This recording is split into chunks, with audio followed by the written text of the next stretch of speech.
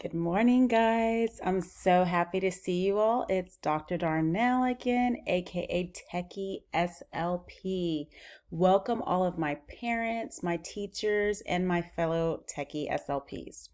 Today, we're going to be talking about the Education.com website. Education.com is a great resource for a multidisciplinary team or just different disciplines in general. Whether you're a parent, teacher, or SLP, like I said, Education.com has the resources that you need to address a myriad of areas for your child or student. Now, here you can see I've got my page open.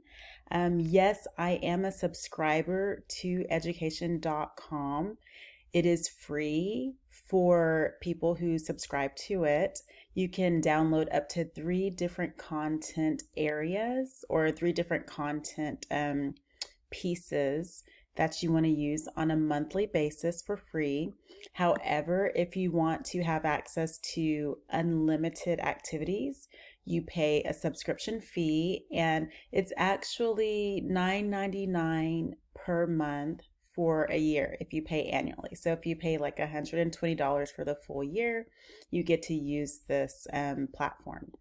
Now, if you just pay month by month, it's $15.99, which is rather pricey. So I went ahead and I thought it was worth the while to pay the $120. But if you don't have it, don't worry. You can build up your collection of activities month by month.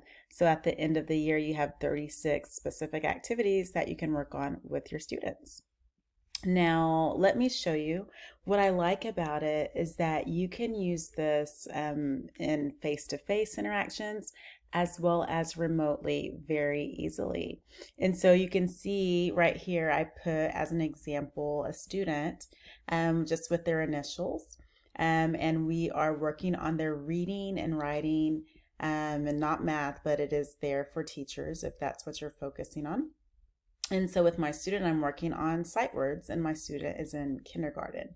So you can see I can keep a log of my students and what they're working on, and then check their progress as well, and then resume the lesson or the next step in the lesson for them. So this is great for that. You can actually use this to where your students are able to log into their own account that you've set up for them. And you can also provide them with what we would call a speech pathologist carryover activities or homework to reinforce the skills that are being taught in therapy. Now, and it gives you a report, as you can see. Now, as I'm scrolling down, you'll see a lot of the resources that are available to you. I like to work a lot on reading comprehension. So I'll use education.com for that reason. So let me show you all the different teaching tools, okay? They've got guided lessons, they have a weekly boost, workbooks, lesson plans that are written out for you. You can actually generate your own worksheets for your students.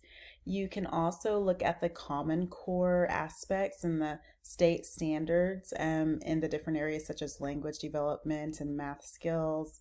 And if you're like looking to work on a specific skill such as sight words, they have a skills page, and they also have the teacher's voice section, which is applicable to all disciplines in the sense that they're giving you different tips that you can use, whether you're even addressing behavior, social skills, things like that that we need to work on together to help our students achieve.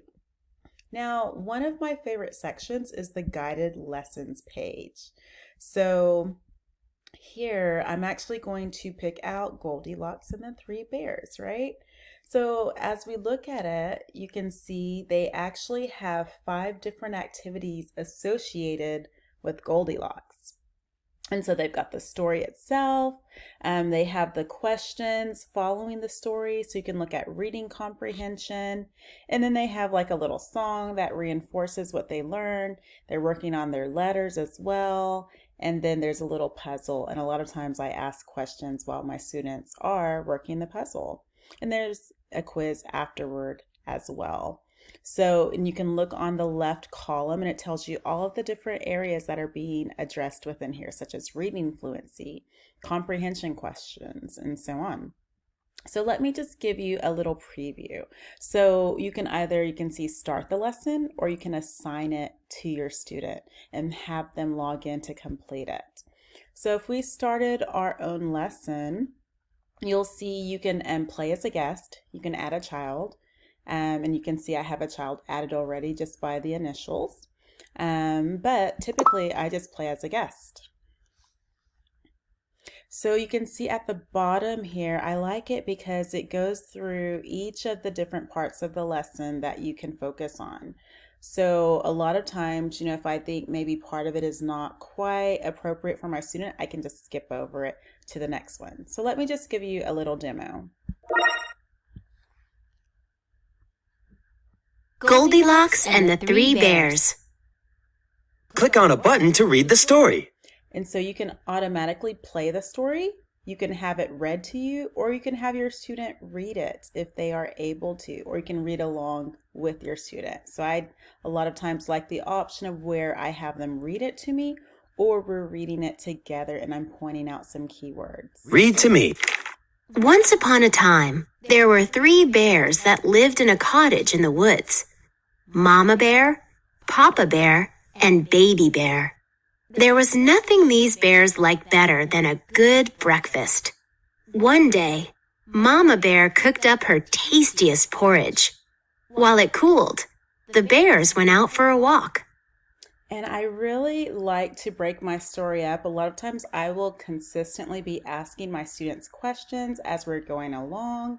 I'll be working on specific sounds that I want them to produce correctly within here. So if we're working on the R sound, I might, and I want it to be in a more natural context, I'll ask them different questions to elicit that response, or I'll just have them go back and repeat after me verbatim. So it's a great little story here that you can see for that.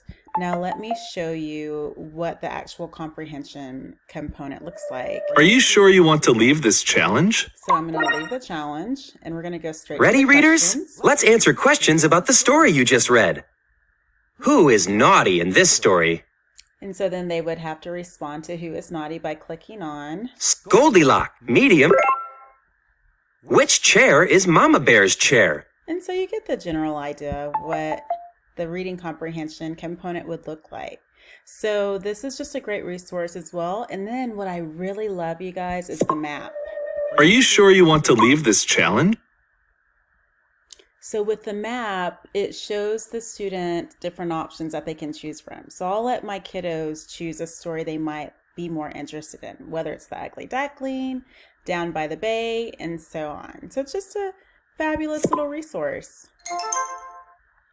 Okay, so let's go out of here. And I think I'm going to show you one other thing, just so you'll have a general idea of what you're able to access. So let's scroll back down to the teaching tools. And if you're going to, for instance, look at the teaching voice, they give you different tips like I was saying. So what I liked honestly was 3 ways to reach students with behavioral challenges. We also have how to practice systems thinking in the classroom. So it's just, a skill to be able to transfer what you're learning into the real world. Okay, so that's what, and you're thinking about all these different systems, like the family system, the school system, all these different systems, how they interact, right? And so we as speech language pathologists interact a lot of times within all these systems, and we're influencing these systems for our students, and we're helping to help them navigate through these systems in an effective and appropriate way. So a lot of times we might call it pragmatic skills, is in my mind is how I would reference it. And then it's also using attention signals in the classroom, because a lot of times our students might be working on these skills as well, because they might not know how to appropriately respond to other students or get the teacher's attention, things like that. And so it's just a great little resource, I think, for SLPs, teachers, and parents to use with students. And it's great if you are all of a sudden finding yourself in the world of telepractice, doing online therapy with students, and you've never had that experience before. I would say that this website could carry your caseload. So, if you didn't quite know what resource should I get, to help my students, I think this is a great one that you can use for almost all of your students. And so, and then the rest you can find are free.